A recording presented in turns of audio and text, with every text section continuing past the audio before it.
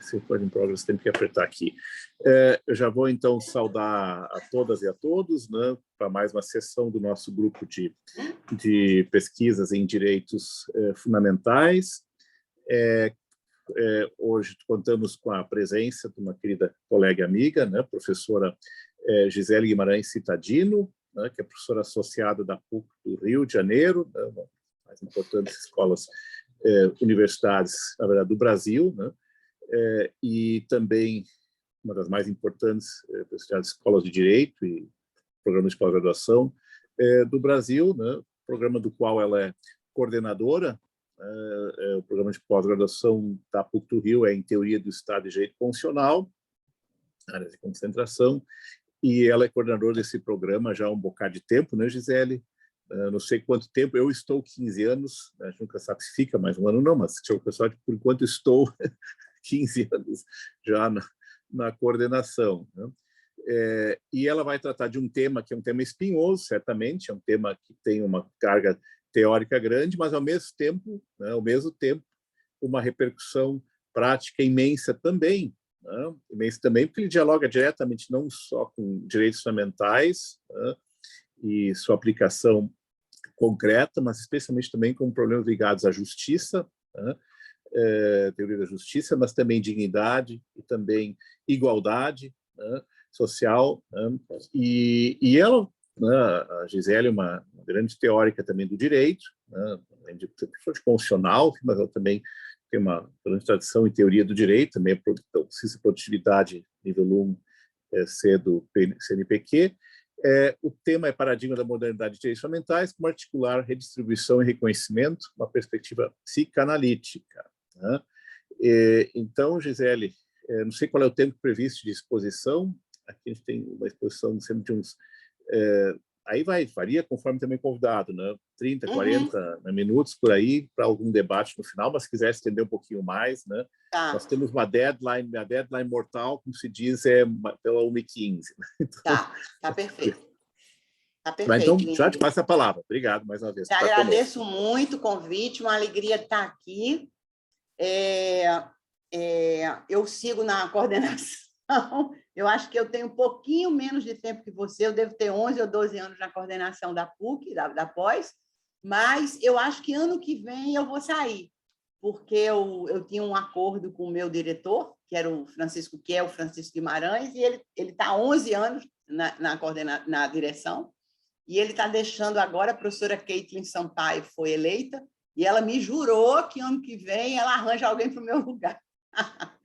Então, eu estou animada, porque realmente, a gente sabe, né, Ingrid, é muito cansativo, muito estressante, enfim. E especialmente esses últimos anos, com o corte de bolsas e com todas as dificuldades da CAPES e do CNPq, tem sido mais difícil ainda. Mas, enfim, gente, eu queria propor para vocês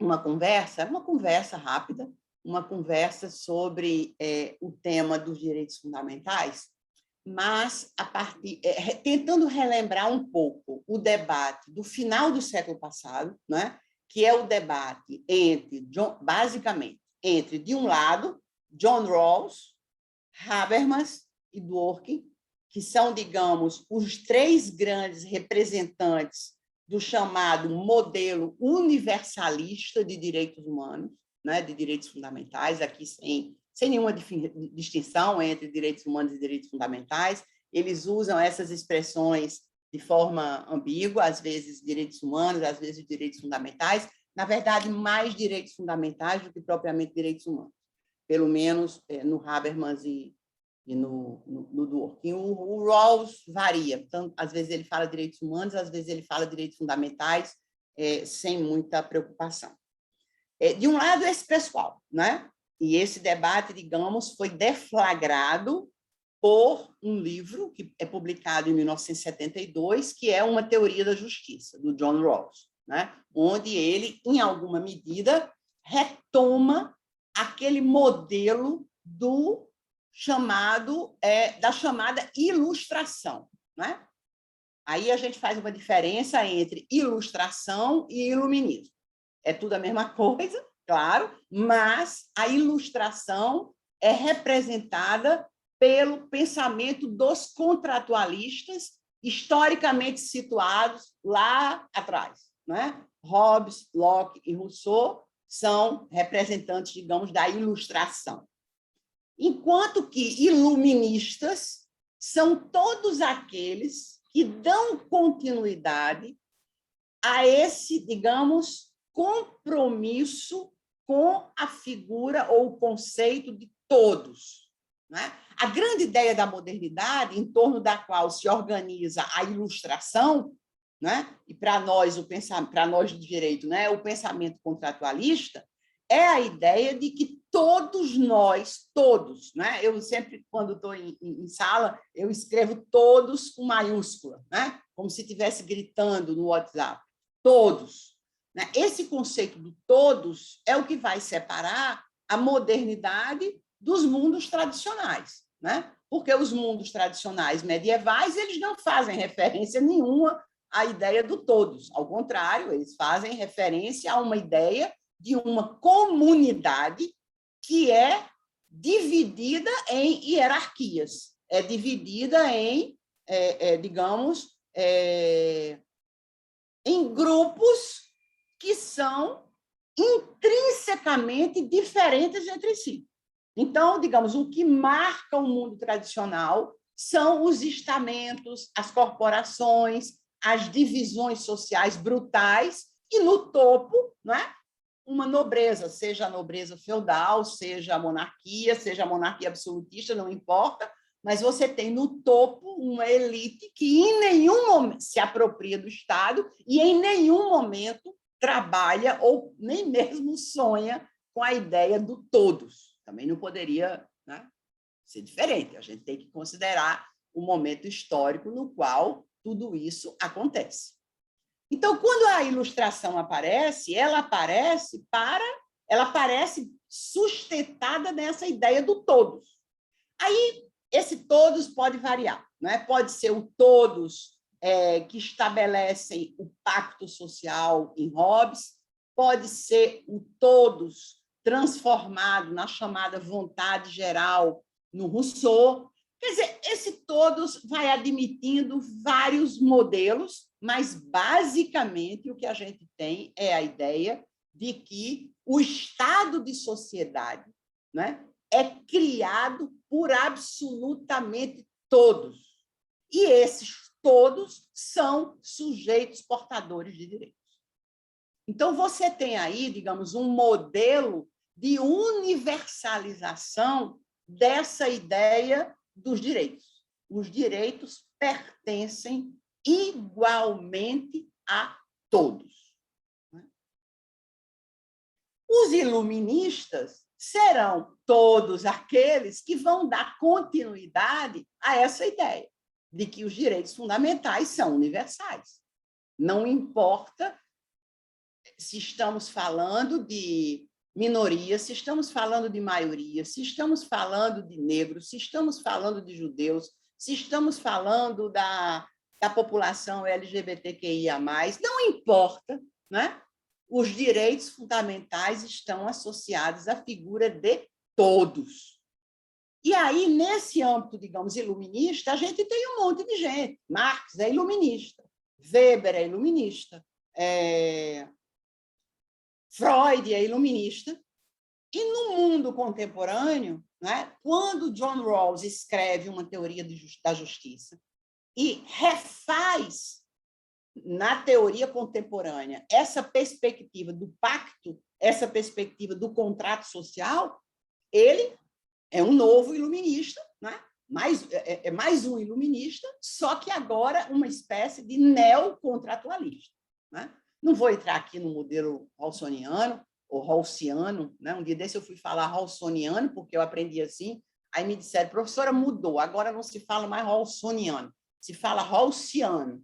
Então, tanto faz. Eu estou habituada ao rawlsoniano, vou seguir com o rawlsoniano.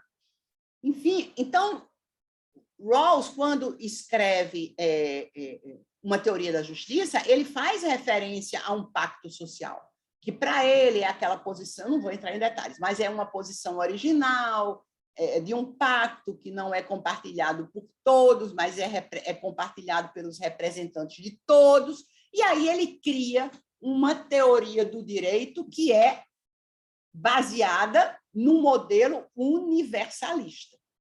E como é baseada? Quer dizer, como é que a gente pode criar um modelo de teoria, um modelo de direitos humanos, de direitos fundamentais, que seja um modelo universal? Para fazer isso, a gente tem que fazer a mesma coisa que Hobbes, Locke e Rousseau fizeram lá atrás e que Rawls faz agora. Ou que Habermas faz agora. Eles recorrem a um chamado modelo, que a gente chama, em teoria do direito, a gente chama de modelo contrafático. É um modelo contrafático, como diz o nome, é um modelo contra os fatos.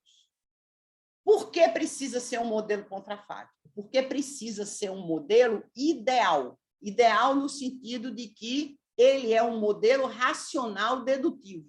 Ele é um modelo que provém do mundo das ideias, que ele não tem correspondência com o mundo real. Então, por exemplo, os contratualistas clássicos recorrem àquele modelo que a gente conhece do estado de natureza. O estado de natureza é um modelo contrafático. Aquilo jamais existiu. Um mundo de guerra de todos contra todos, um mundo onde vence o mais forte. Quer dizer, é um mundo semelhante mesmo ao mundo natural, né? Com suas cadeias alimentares, onde o mais forte vai comendo o mais fraco e assim sucessivamente. Quer dizer, a gente sabe que no mundo histórico, da história da humanidade aqui, nós nunca tivemos um estado de natureza. A gente pode ter momentos de calamidade, a gente pode ter momentos bélicos de guerra, em que destruir o outro é importante, mas nenhuma sociedade, nenhum estado de natureza jamais existiu como lógica social perene, né? São sempre momentos disruptivos, né? Momentos que violam, momentos que arrebentam a ordem social existente. Então, lá para os contratualistas clássicos, eles recorrem a esses modelos contrafáticos, né, do estado de natureza. John Rawls, no mundo contemporâneo, ele também vai recorrer a um estado de natureza, que é um verdadeiro, né, nisso o Dworkin tem razão, é um verdadeiro conto de fadas, né? Ele imagina lá a posição original, que é um lugar onde todo mundo que está ali sabe, é racional, né?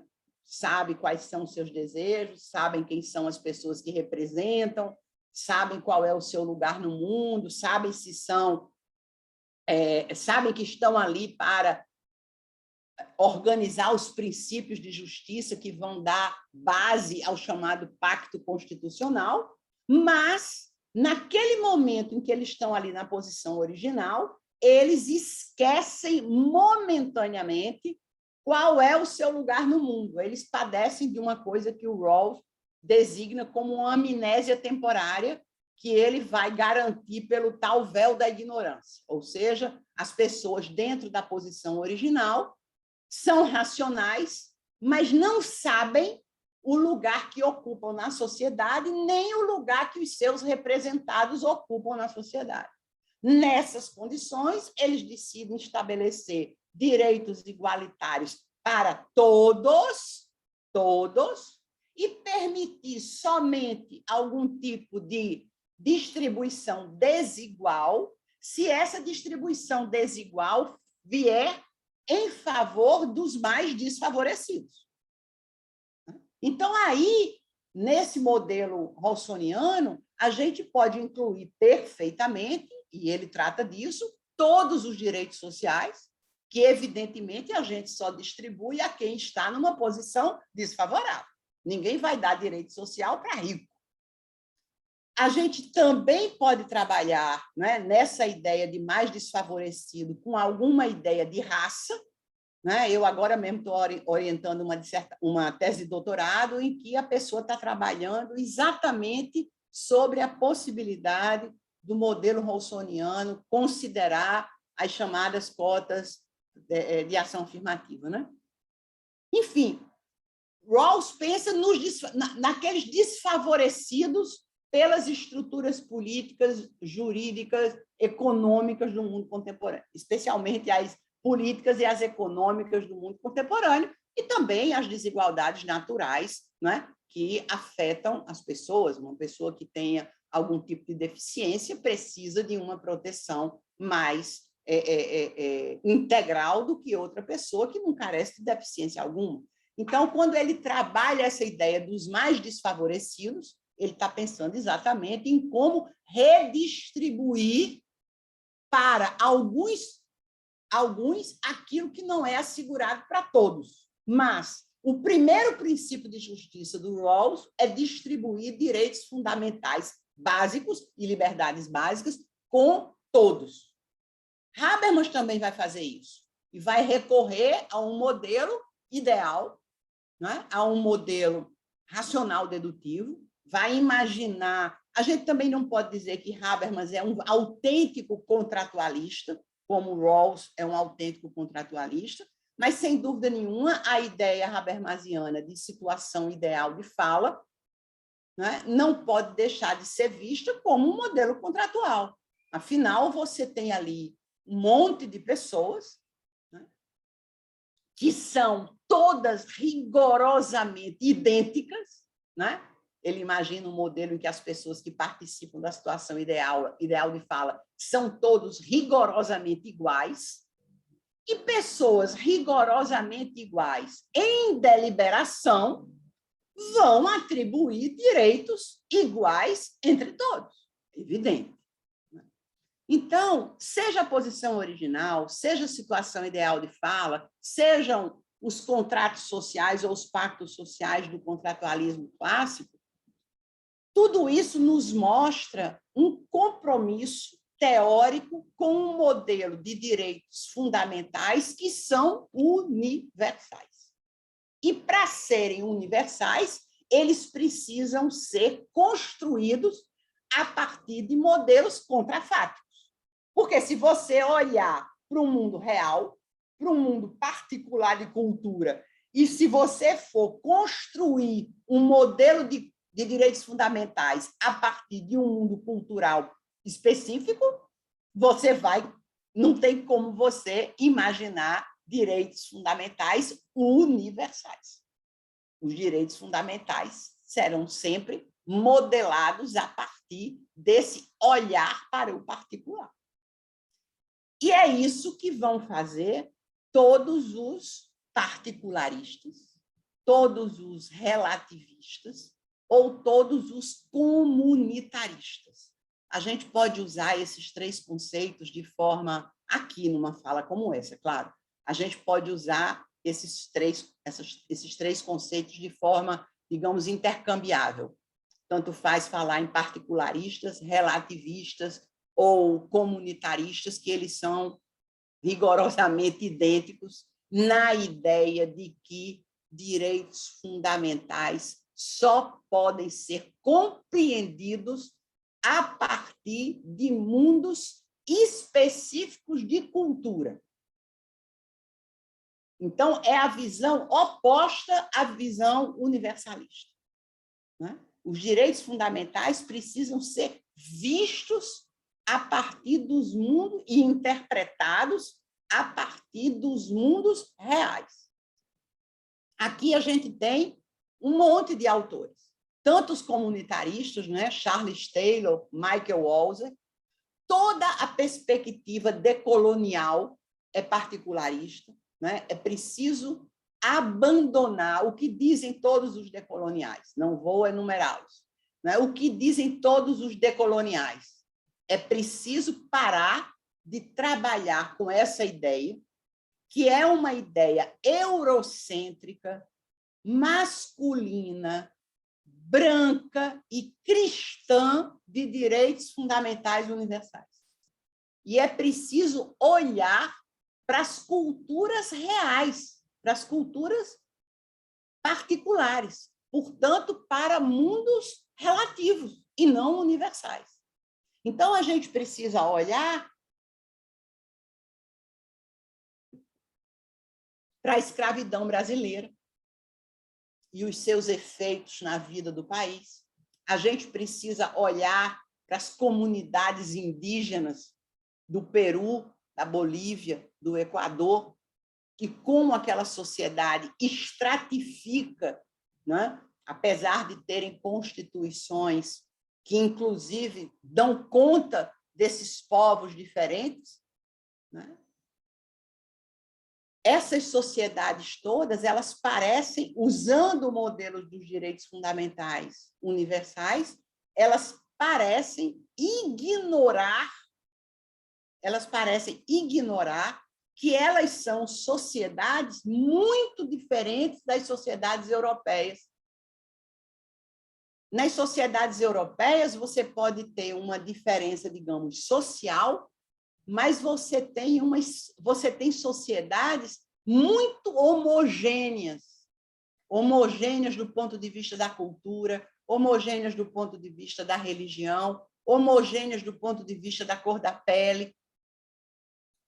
Isso é muito diferente de sociedades miscigenadas, como a brasileira, ou de sociedades que você identifica com muita clareza grupos, inclusive pela feição do rosto, você identifica claramente quem são os bolivianos descendentes de espanhóis que ocuparam o país, dos bolivianos descendentes dos indígenas que sempre estiveram lá. Não há miscigenação.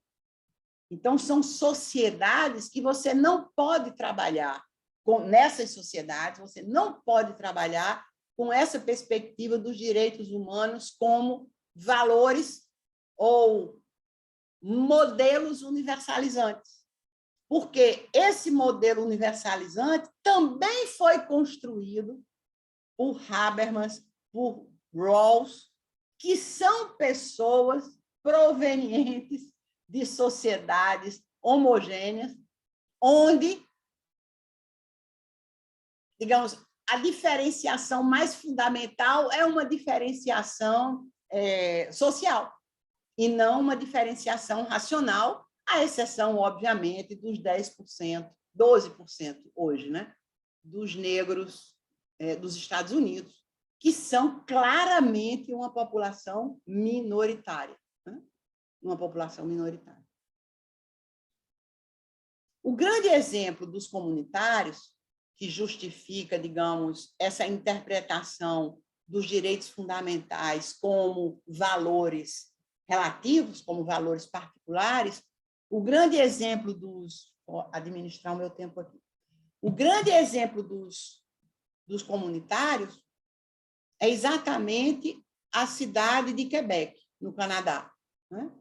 Porque Quebec, como a gente sabe, é um enclave francês no meio de um Canadá hegemonicamente inglês.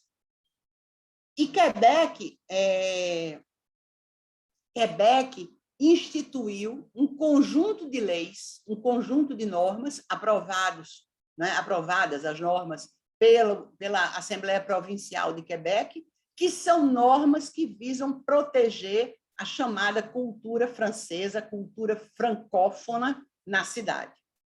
Como os franceses de Quebec vivem num Canadá que é majoritariamente inglês, se eles não usam o direito para proteger a cultura francesa, isso pode representar, digamos, um certo compromisso com a ausência da manutenção da cultura no futuro. Então, eles aprovam várias leis locais de proteção de direitos de minorias que violam a proteção dada pela Constituição canadense a todo cidadão canadense. Então, por exemplo, é óbvio que a Constituição canadense assegura a qualquer cidadão canadense o direito de matricular o seu filho aonde ele tiver vontade, de dar a educação ao seu filho que ele imaginar. Aí vem a Assembleia Provincial de Quebec e diz o seguinte: todos os cidadãos francófonos que vivem em Quebec estão proibidos de matricular os seus filhos numa escola de língua inglesa. Se você quer matricular o seu filho numa escola de língua inglesa, isso significa que você está abandonando a cultura local, então é hora de abandonar Quebec também. É claro que essa decisão da Assembleia, como várias outras, não tem muito tempo aqui, elas vão violar direitos fundamentais assegurados na Constituição canadense. Direitos fundamentais esses que são universais para todo cidadão que viva no Canadá, para todo cidadão canadense. Mas Quebec vai dizer, não, alto lá.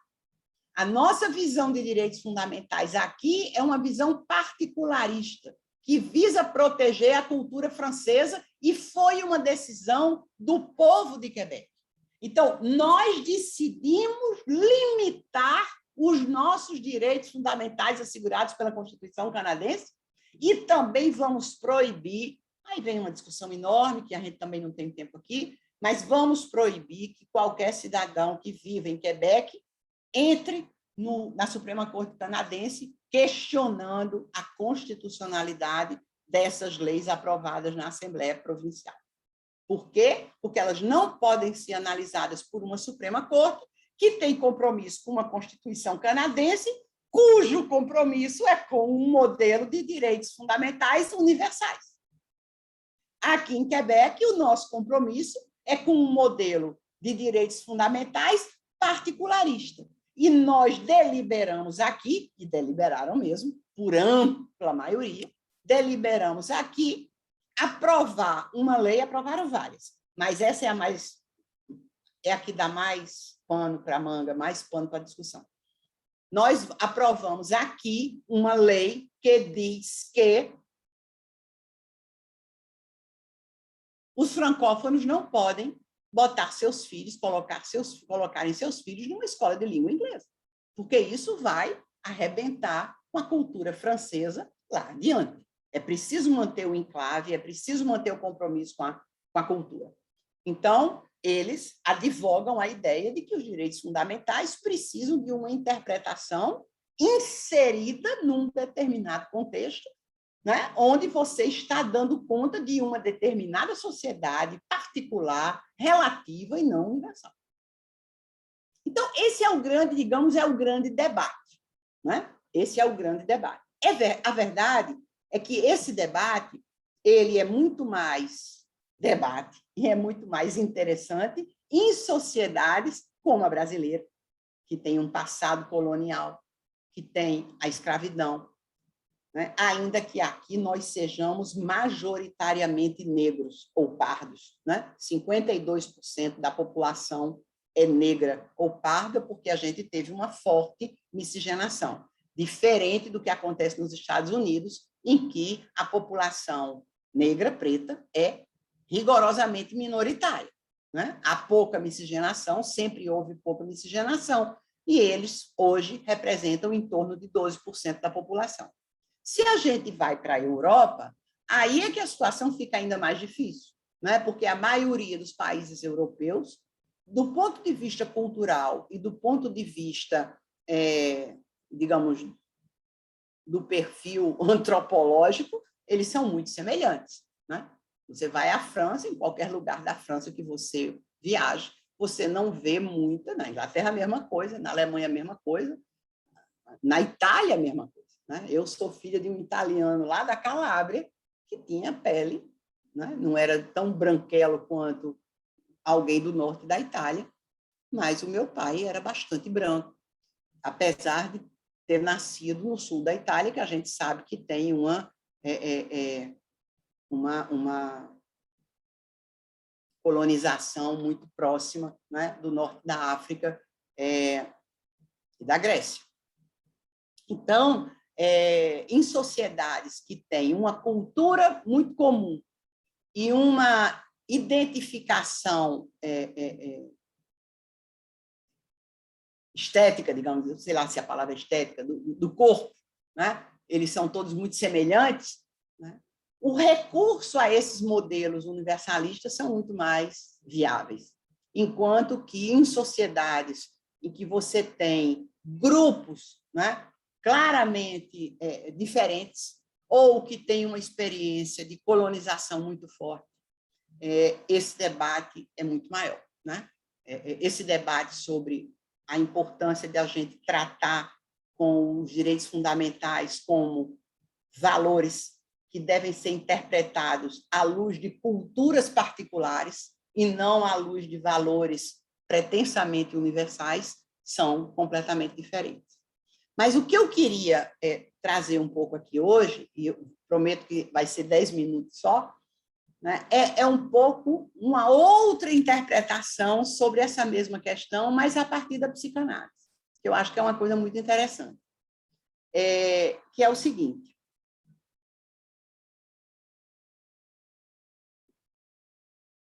se a gente está falando de direitos sociais, a gente está falando, obviamente, da questão redistributiva, né? Nós precisamos assegurar direitos sociais porque nós precisamos de justiça distributiva. Nós precisamos redistribuir, nós asseguramos direitos sociais às pessoas mais pobres, nós asseguramos direitos sociais às pessoas que não têm acesso à saúde, nós asseguramos direitos sociais às pessoas que não têm acesso à educação, né? Ainda que a gente saiba que a educação e a saúde no Brasil, por exemplo, deveriam ser oferecidas de forma universal, pelo menos a educação básica, a gente sabe com muita clareza que a educação básica, que já foi muito boa no Brasil, universal, ela já não é mais há muitos anos. Então, nós precisamos... Justiça distributiva é você investir recursos do conjunto da sociedade para favorecer os mais desfavorecidos. Isso é justiça distributiva, né? Os direitos sociais, portanto, estão no mundo da redistribuição. Agora, quando a gente olha para a comunidade negra brasileira, para a comunidade indígena boliviana, quando a gente olha para as mulheres brasileiras, quando a gente olha para a população LGBTQIA+, no Brasil, a gente não fala exclusivamente sobre redistribuição. A gente fala também, ou prioritariamente, de reconhecimento. Então, essas duas categorias são categorias diferentes. John Rawls, com seu modelo universal de direitos humanos, ele quer legitimar para uma sociedade como os Estados Unidos, que nunca tiveram nenhum modelo de estado de bem-estar social, ele quer legitimar a possibilidade dos Estados Unidos garantirem saúde e educação às pessoas mais pobres. Então, quando Rawls fala dos mais desfavorecidos, ele está falando da população mais pobre. Então, Rawls está preocupado com uma teoria da justiça, poderia se chamar uma teoria da justiça distributiva ou uma teoria da justiça redistributiva. Agora, quando Charles Taylor defende os francófonos de Quebec, ele não está preocupado com a questão redistributiva. Quando aqui no Brasil a gente discute a possibilidade dos negros brasileiros terem um acesso diferenciado à universidade pública, a gente não está preocupado com a questão redistributiva. A gente está preocupado com a questão do reconhecimento, que é diferente da questão redistributiva. Então, eu queria...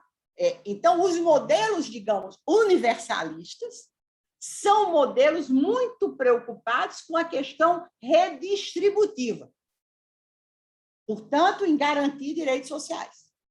Agora, os modelos particularistas, relativistas, comunitaristas, eles estão muito mais preocupados em garantir reconhecimento.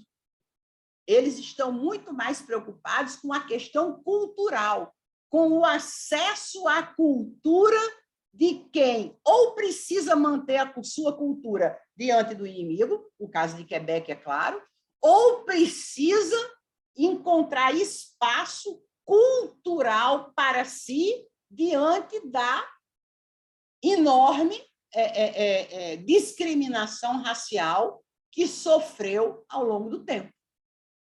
a questão que legitima as cotas é muito mais uma questão de reconhecimento dos direitos de um povo ou dos seus descendentes do que propriamente uma questão redistributiva, ainda que no Brasil seja muito difícil a gente separar o pobre do preto, porque quase sempre os mais pobres no Brasil são pessoas pretas e pardas. Então, para nós aqui, a gente um pouco se confunde nessa temática, mas são temáticas separadas. São temáticas separadas. Mas se a gente pega a psicanálise, a gente tem umas saídas interessantes, e era sobre isso que eu queria falar 10 minutos mais, que é o seguinte: quando Freud olha para o ser humano, ele não olha para o psiquismo humano, ele não olha para o psiquismo do branco, do negro, do judeu, do muçulmano, do cristão, da mulher, do homem, do pobre, do rico. Não. Ele sabe que todo o psiquismo é histórico, não é? A gente não pode comparar o psiquismo de uma mãe contemporânea com o psiquismo de uma mãe medieval. Uma mãe medieval tinha um psiquismo que fazia ela suportar a perda da maior parte dos seus filhos. De cada 10 crianças nascidas, apenas 1,5 chegava à idade adulta. Vocês imaginem se o psiquismo das mães medievais fosse igual ao meu psiquismo contemporâneo. Eu tenho uma única filha. Se, que os céus me protejam, eu perdesse essa filha, o que seria de mim? Quer dizer, o impacto dessa dor no meu psiquismo é absolutamente devastador. Se uma mãe medieval fosse se deixar devastar como eu inevitavelmente me devastaria hoje, essa mulher não conseguiria fazer sobreviver os filhos que precisavam sobreviver. A espécie teria parado. Então, os psiquismos são historicamente diferentes. Alguém aqui que tenha um filho de 5 anos não vai levá-lo para assistir a decapitação de alguém num cadafalso, porque provavelmente, se levar, né, a criança para ver alguém ser cozinhado no micro-ondas pelo tráfico aqui no Morro do Rio de Janeiro, bota a pessoa lá dentro, dentro dos pneus, e acende o fogo e deixa queimar. Se você leva uma criança de 5 anos para assistir isso, provavelmente ela entra em choque e talvez ela não saia do choque. Agora, na Idade Média, as crianças iam, né, assistir aos cadafalsos, as decapitações e as cabeças rolando, e o psiquismo daquelas crianças administravam aquela violência sem o menor problema. Então, Freud certamente sabe e diz, e nos ensina que o psiquismo é histórico. Agora, o psiquismo é somente histórico, não existe um psiquismo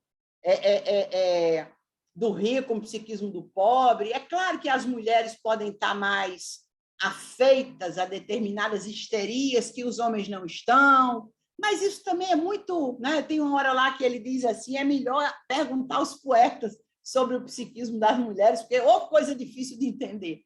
Né? Quer dizer, aquilo que ele monta da psicanálise é uma ideia de um psiquismo que é universal, que é comum a qualquer pessoa. Viva aonde viver, tenha a cultura que tiver.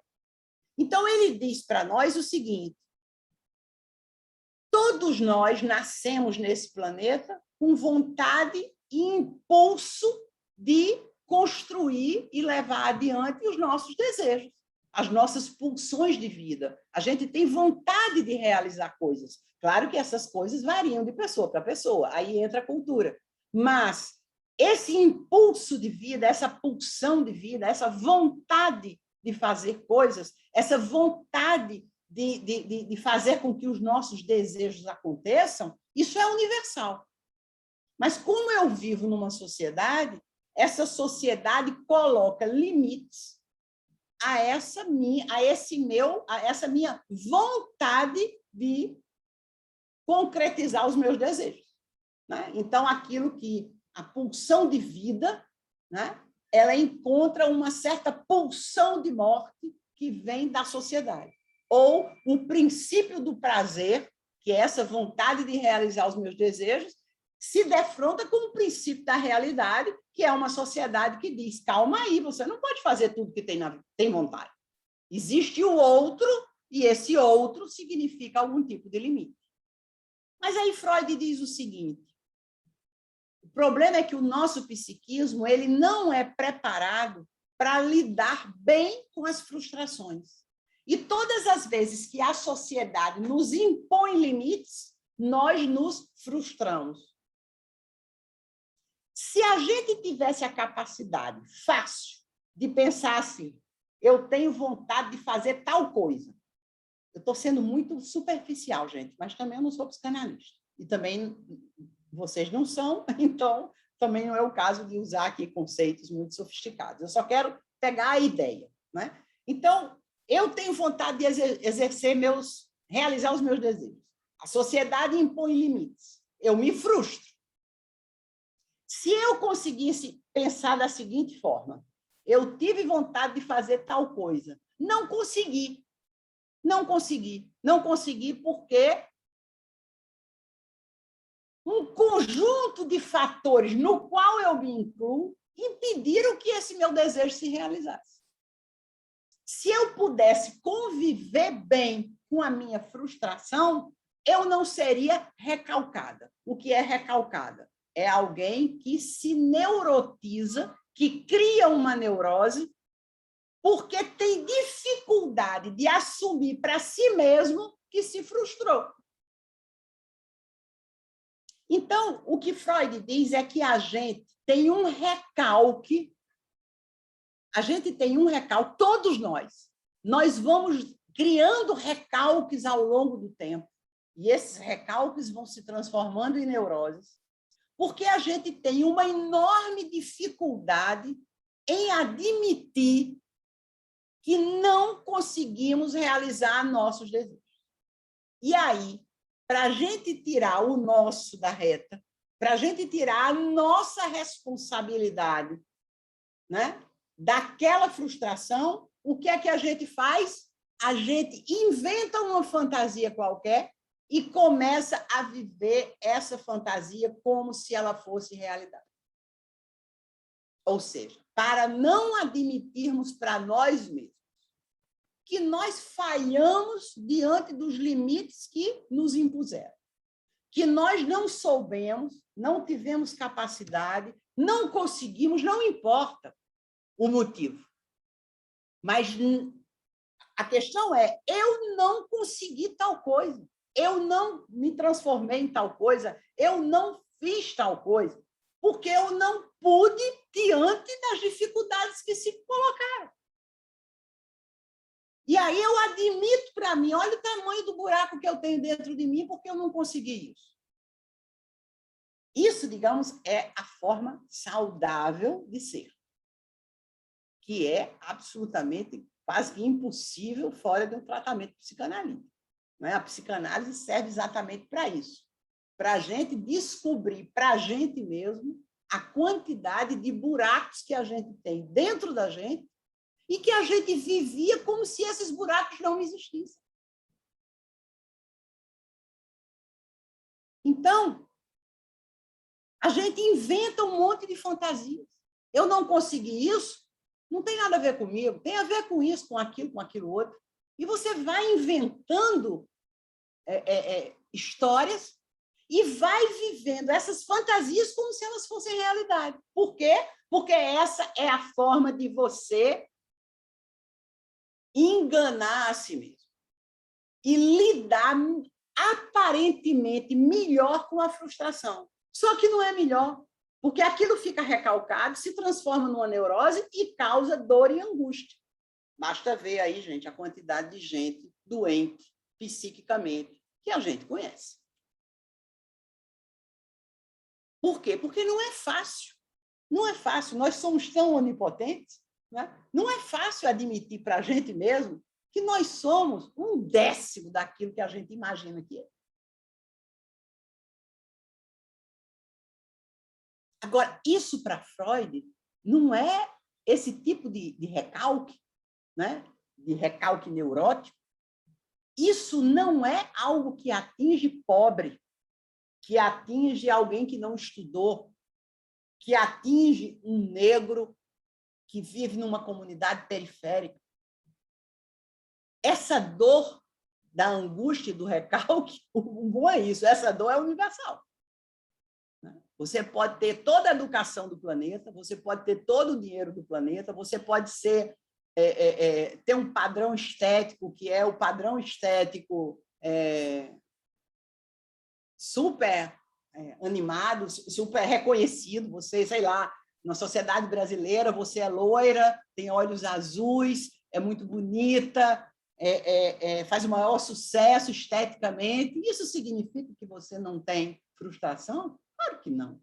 De repente, uma pessoa negra, numa comunidade periférica, por alguma razão, tem um psiquismo mais consistente, que a permite lidar melhor com as frustrações e que nunca na vida vai ter uma depressão. Enquanto que um milionário que vive na beira-mar de Ipanema, por um monte de questões que a gente também não vai conseguir dar conta, menos ainda porque a gente está tratando de uma pessoa hipotética, também não, esse aí pode não conseguir nem fugir da depressão. Então, essa ideia do recalque, da neurose, da incapacidade de lidar com a frustração e de ficar criando fantasias para poder enganar essa realidade, isso para Freud é universal. Universal. Não é porque é mais pobre que vai ter mais, não é porque é mais rico que vai ter mais, não é porque é mais feio, mais bonito. Nada disso explica a não ser aquele psiquismo no seu mundo familiar, no seu mundo de cultura, né? Na sua própria existência. Então, é universal esse recalque. E Freud ficou aí, é um iluminista, é alguém que está sempre preocupado com todos e nunca com um grupo específico de pessoas. Ele está trabalhando com a ideia de um psiquismo que é humano, é histórico, mas é humano. Portanto, atinge igualmente a todos.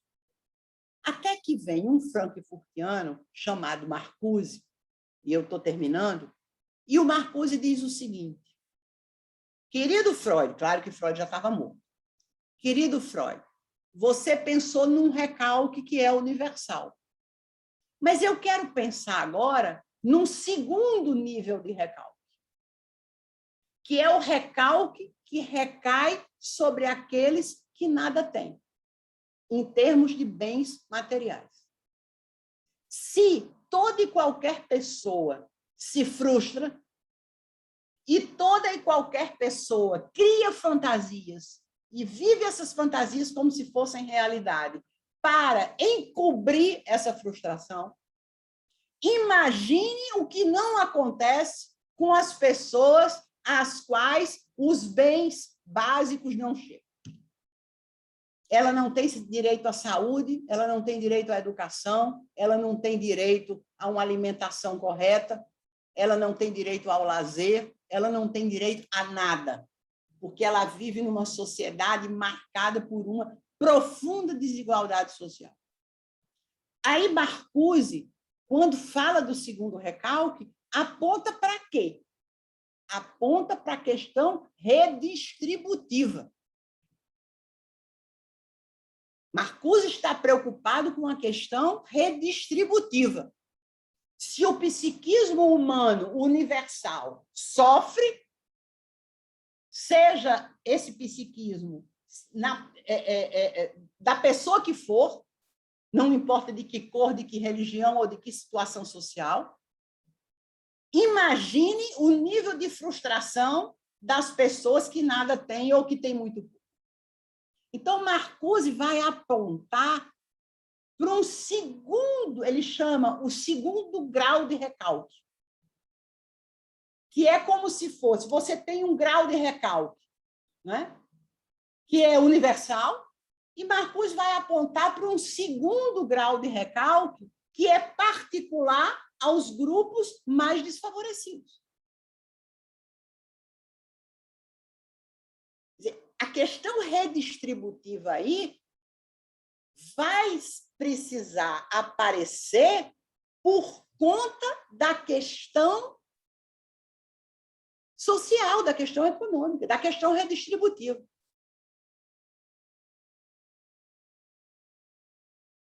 Então, Freud está preocupado com o recalque de todos, mas Marcuse está dizendo o recalque daqueles que nada têm é de um segundo grau, é de um segundo nível, porque eles não só têm os recalques que são comuns a todos, mas eles têm também o recalque que é decorrente da sua impossibilidade social, do fato dele nada ter ou ter muito pouco. Aí, eu digo para vocês e fecho aqui. Se Marcuse pode fazer referência a um segundo nível de recalque, Marcuse está na Alemanha, lá pelos anos 60, né? 70, 50, já não sei direito quanto, mas por aí, está na metade do século passado. Extremamente preocupado, sem dúvida nenhuma, com a questão social, né? A Europa destruída pela guerra. Só para não dizer que eu estou falando besteira, eu detesto chute.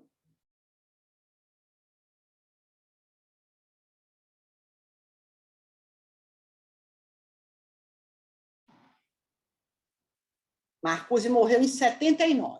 Isso. Então, viveu pra caramba, gente. Ele nasceu em 1898 e foi até 1979.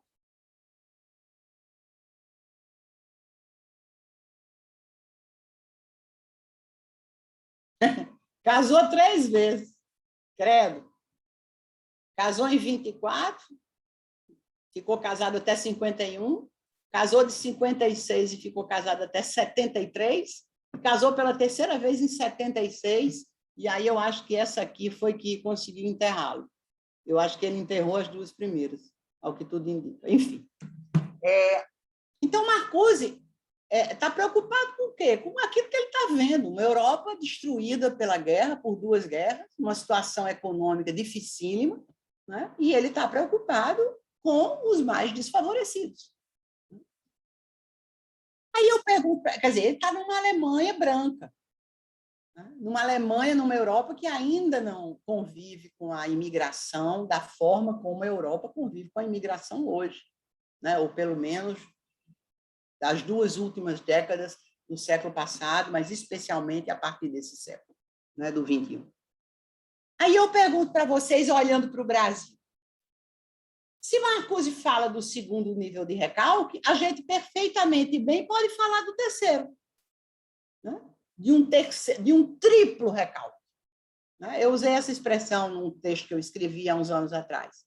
Marcuse fala do duplo recalque, eu estou falando do triplo recalque. Qual é o triplo recalque? É exatamente a questão do preto no Brasil, que é preto e que é igualmente pobre em sua maioria.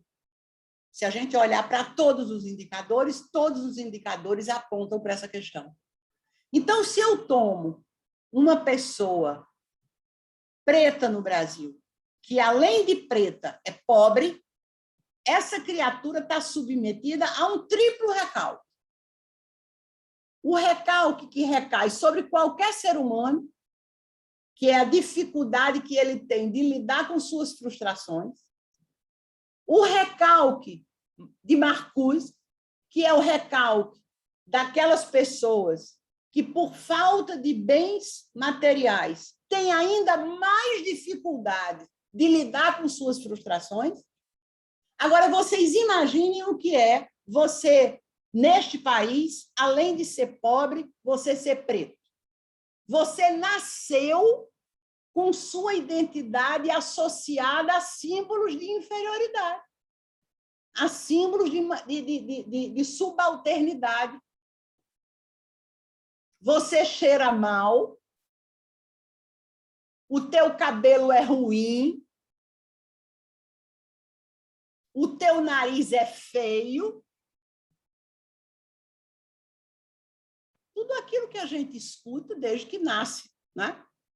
No Brasil, a gente branco escuta mais até do que preto, eu acho, né? Eu tive um bisavô que era um coronel daqueles no Maranhão, que era o meu bisavô, o avô da minha mãe, isso é século XIX. O infeliz, ele era aqueles coronéis de graça, né? Que eu não lembro bem, aquele coronel que recebia um título de coronel da... Não tinha nada a ver com polícia militar, não, naquela época, século XIX, era... Esqueci agora o nome. Ele não tomava café porque café era preto, só tomava chá. No Maranhão, né? Um estado que tem uma população negra bastante importante. Ele não tomava café porque café era preto, ele só tomava chá. Então, o racismo brasileiro, né, diz o Silvio de Almeida, eu acho que é o conceito que mais a gente ouve no Brasil hoje em dia, ainda bem, que é racismo estrutural. O racismo no Brasil é estrutural, absolutamente organizador da sociedade que a gente tem. Imagina se ser pobre no Brasil já é duro, imagina você, além de pobre, ser preto. Né? Então, se Marcuse falou no duplo recalque, a gente fala no triplo recalque. E o triplo recalque tem a ver com reconhecimento. Marcuse tem a ver com redistribuição, mas o triplo de recalque tem a ver com reconhecimento. A gente não lida com o triplo recalque da mesma forma como a gente lida com o duplo recalque. O duplo recalque, a gente assegura direitos sociais e faz política distributiva. Agora, o triplo recalque, a gente tem que criar, através do direito, outras saídas. As cotas, as políticas de ação afirmativas mais variadas, porque a questão não é lidar necessariamente com a falta de recursos econômicos, mas é lidar com absoluta ausência de reconhecimento social. Então, eu acho que essa forma, né, é uma outra forma, né, essa, digamos, abordagem psicanalítica de alguém que não é psicanalista, eu acho que essa forma é uma outra forma da gente abordar essa questão redistributiva, essa questão do reconhecimento e um pouco apresentar esse debate sobre direitos fundamentais, seja numa perspectiva universalista, seja numa perspectiva particularista. Era isso, gente. Obrigada. Eu espero que tenha ficado claro, porque eu sei que nem eu sou especialista nesse tema, nem vocês, muito menos, eu imagino, né? Não tem ninguém aqui com formação psicanalítica, eu também não tenho, mas estudei um pouco, quer dizer, venho estudando há muito tempo por conta do Habermas, né? Que não tem formação psicanalítica, mas trabalha muito com a psicanálise. Né? Se não fosse Freud e vários outros psicanalistas que Habermas usa, dificilmente Habermas teria conseguido montar toda a sua, enfim, teoria sobre a questão da fala, da ação comunicativa, do processo de deliberação, do processo basicamente, a questão da autorreflexão e da crítica, né? Que são conceitos absolutamente fundamentais para a gente entender Habermas, e ele vai construir esses conceitos através da psicanálise. Aí a gente vai se interessando, vai lendo uma coisa, vai lendo outra, e termina falando sobre coisas que não são necessariamente a área de atuação da gente. Obrigada, viu? Muito bem, Gisele, muito obrigado pela tua exposição, muito instigante, para mim muito interessante, porque essa vinculação que fizeste, porque acabaste encaminhando, gente, construindo tua narrativa, né, também para esse desenlace, digamos assim, que é realmente bastante diferenciado, eu diria, com o pensamento de Freud, mas também embutindo aqui um nome que anda meio esquecido, né, mas que é um nome de grande importância, né, que é o do Herbert Marcuse, né? Até porque Herbert Marcuse chegou a ser chamado o pai da nova esquerda, né? O pai da nova esquerda nos anos 60, né? Inclusive precursor de uma série de movimentos importantes, né? Até mesmo o movimento estudantil, não foi o único, mas ele foi um dos importantes intelectuais, né?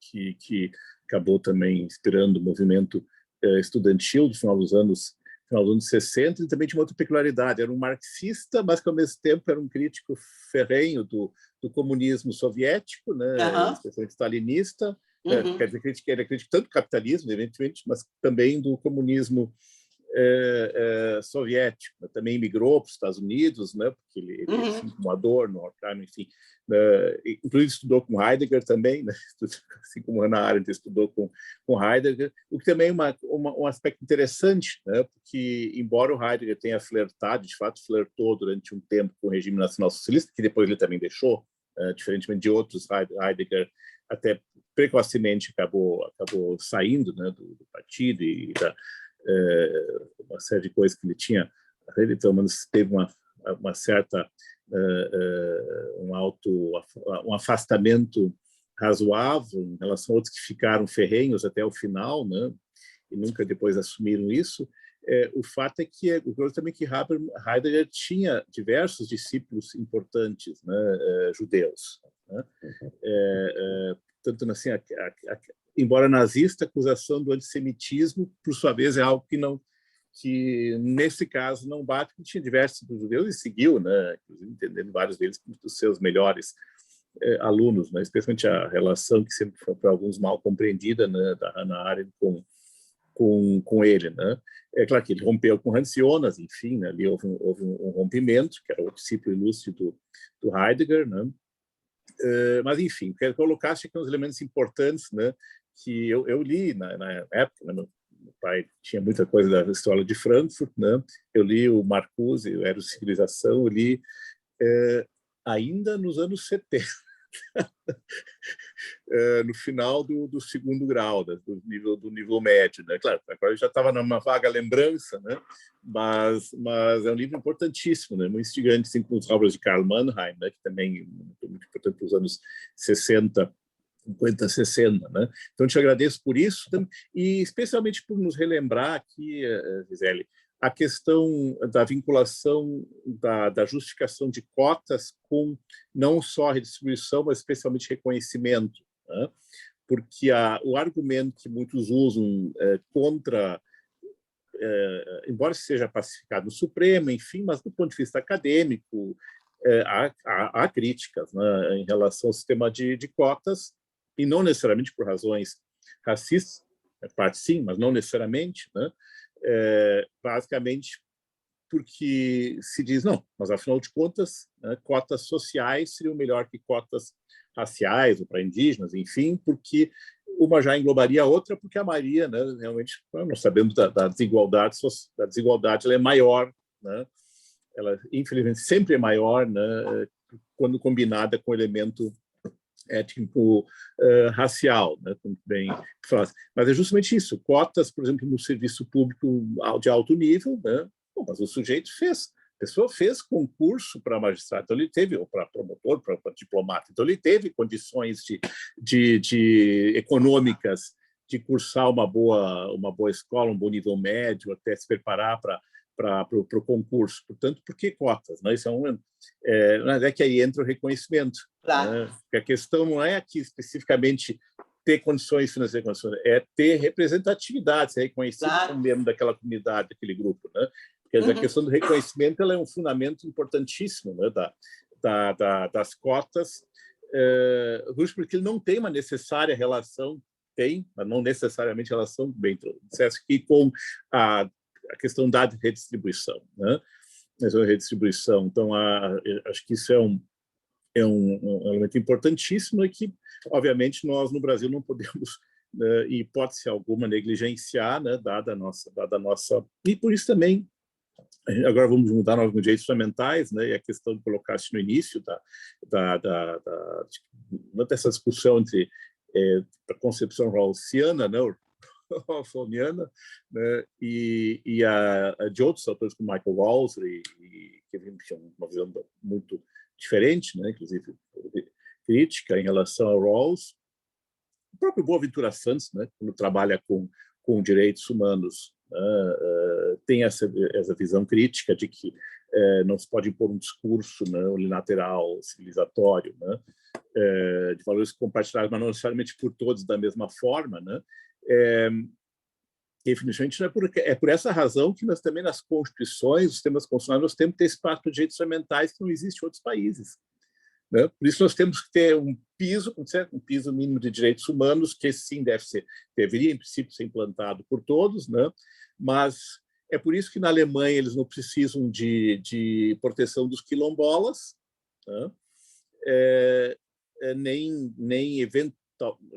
de alguns, evidentemente, nem de cotas raciais, né?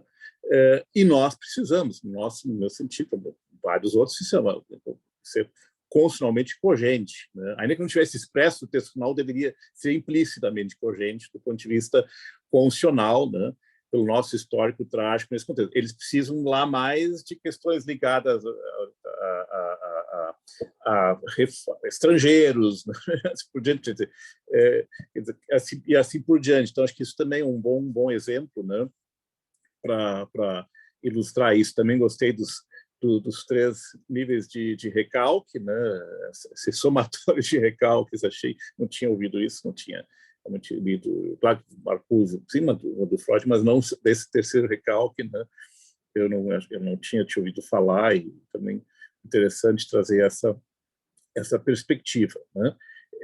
Nós já temos o Mi-15, eu não sei se eu não sei se a essa altura do campeonato alguém vai fazer pergunta, né? Deixa eu só dizer uma coisa, desculpe te interromper. Claro. É que eu tenho um dentista às 14h. Bom, então nós estamos, na verdade... eu estou aqui no Rio, então eu precisava sair. Sim, precisa deslocar também. 1h20, que eu tenho que pegar... Não, mas então acho que a gente não pode brincar com isso, né? Porque enfim, você tem meu e-mail, meu zap, pode distribuir com a turma. Se tu já tens alguma publicação sobre isso, também podias... Eu tenho um artigo publicado sobre isso. Tá, me manda, também posso circular para o grupo, tá? Me manda. Gisele, te agradeço muitíssimo, né? Se depois alguém quiser conversar comigo, você tem meu contato, pode passar. E saímos hoje um pouco do tradicional, né, das nossas dogmáticas, foi muito bacana, e também te agradeço por te colocar à disposição, né, de participar aqui com a gente, né? Gisele, tá? Obrigadão. Bom dentista. Obrigada, que não tem e que não doa. Especialmente que não doa. Não vai doer não, porque o canal já está pronto. Tá bom, então... Beijo, tchau. Obrigado, gente, também. Tchau. Obrigada a vocês. Obrigado.